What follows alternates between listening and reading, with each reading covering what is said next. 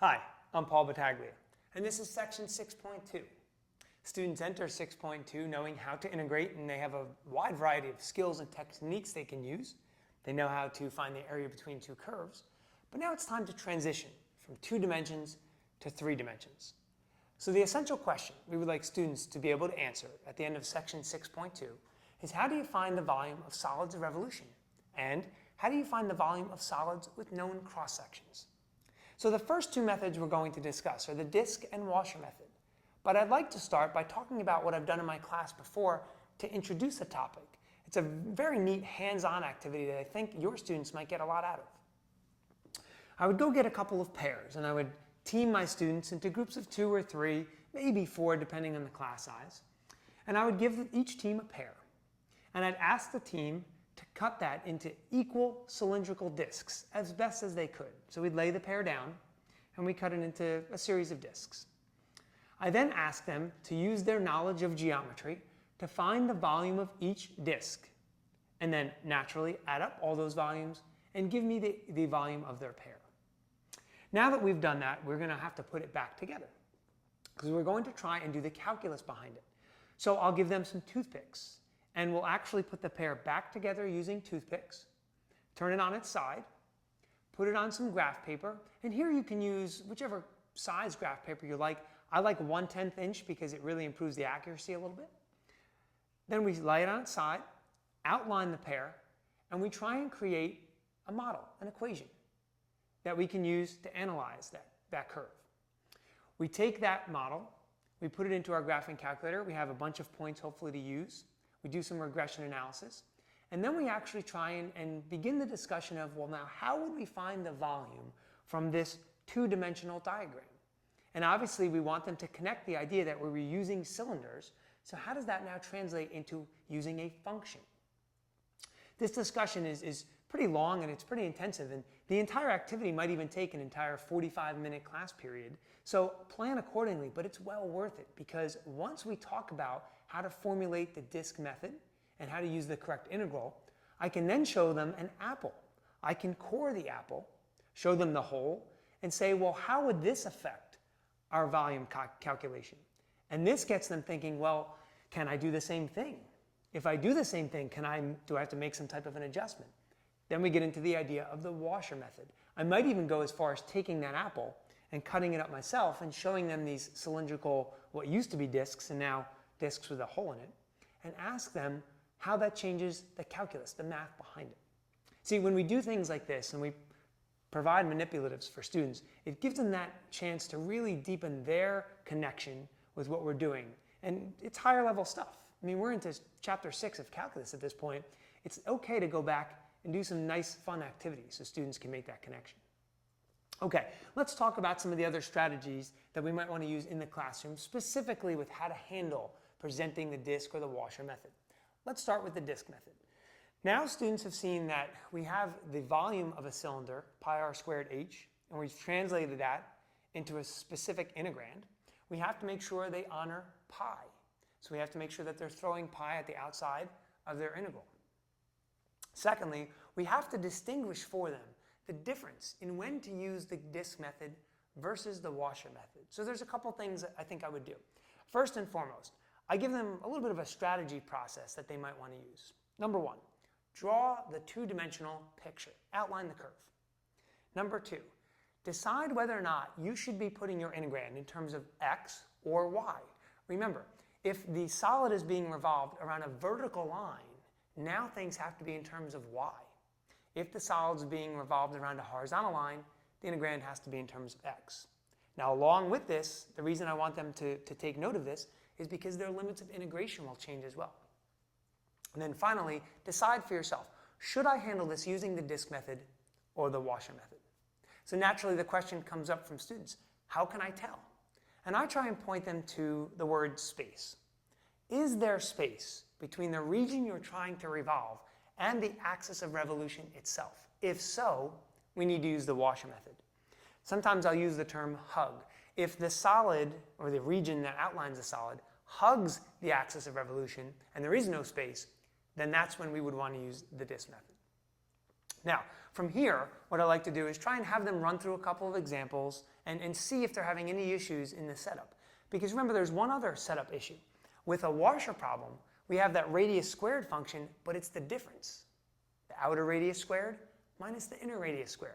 And in times like these, students need to be able to identify which function represents the outer radius. And I tell them, look for the function that's farther from the axis of revolution. And then they have the inner radius, which has to be closer.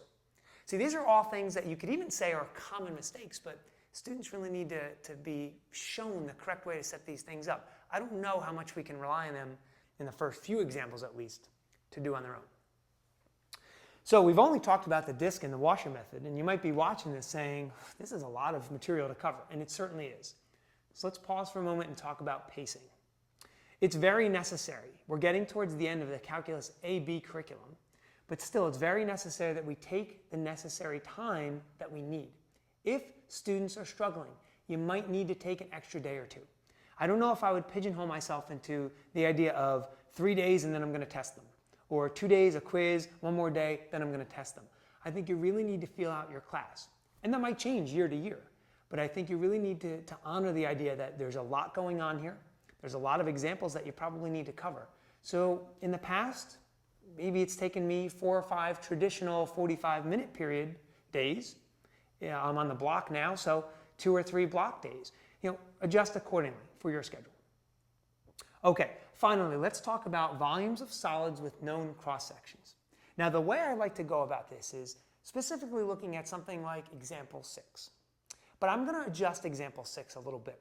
What I like to do is I like to present the example, and I say, you know what, we're going to turn example 6 into a 3-part problem.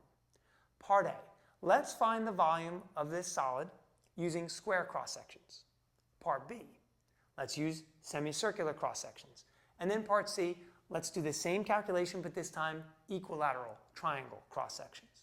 See, I want to expose my students to a variety of things. First and foremost, I want them to see the difference between the other 2 methods we use, disc and washer, and the setup we're going to use now, because now it's not going to involve many of the same integrand things. For instance, we're going to have to integrate the area of this specific cross-section. So I want my students to draw this 2-dimensional representation, figure out what would the correct equation be to represent the area of that cross-section, and then use that in the integrand. Now, along with this, remember, students have been seeing pi at the outside of their disc and washer setups. They may think that naturally we just use pi here, but just kind of remind them, geometrically, does the area of a square call for pi? No. Does the area of an equilateral triangle call for pi? No. But a semicircular area would. So now we have to think about each setup individually. We can't really just put them all into one box and say, well, this is how you do volume. So something to think about there. All right, now I can do a video just on common errors alone for this section. So let's just try and highlight the big ones that at least I've seen with my students. Let's go back a little bit to the washer method. First and foremost, since we're now using the difference between the squares of an outer radius and an inner radius, I see 2 things. Number 1, sometimes students will put the outer radius minus the inner radius in one quantity and square the entire quantity. So look for that error. Secondly, they might actually reverse and put the inner radius first, then minus the outer radius. So again, you may have to tackle that idea of which one's the outer, which one's the inner, and which one do we square, each of them individually. Also, remember that when we're setting up our integrand, we do need to have dx at the end. Students get so concerned with just putting things in the right order and squaring things correctly, they actually forget to write dx. Cases like these, their integrand is actually incorrect. We talked about pi before being an important part of the setup. Well, some students simply forget pi, particularly when they're using their graphing calculator. So we get so wrapped up in how do I enter this in my calculator? How do I put it in correctly? And then they do the calculation, they get the answer, they're very excited, they round appropriately. Oh, but you forgot to multiply by pi. So all very important things. Lastly, let's talk about the idea of using the washer method when it really should be disc method.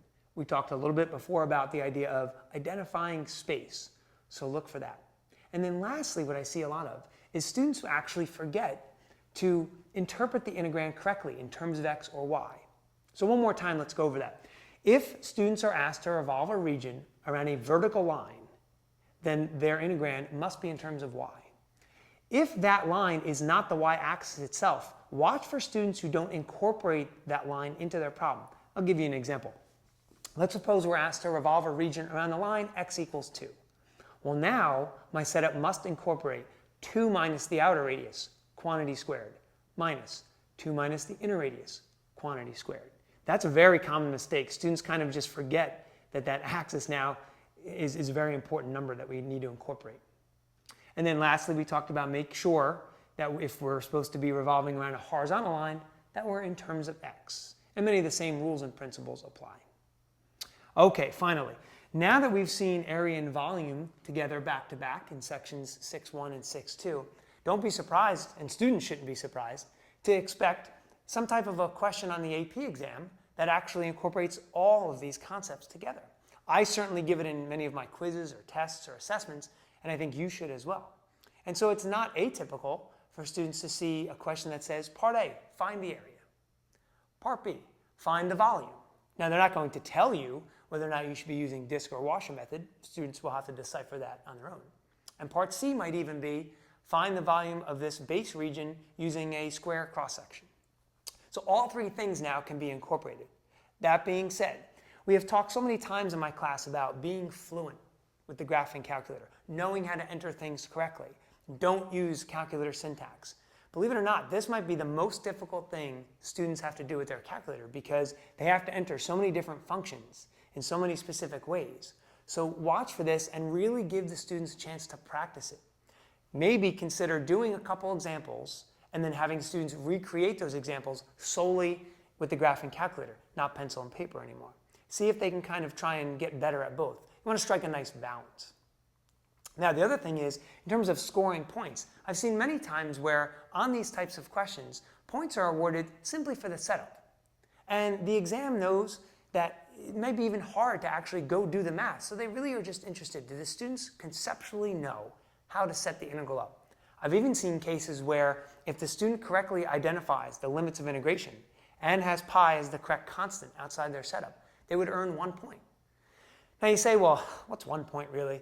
Well, I always tell my students, here's the deal. If you had the luxury of knowing that you missed out on a 5 on the AP exam because of 1 point, would you want it to be because you just forgot pi outside the integral?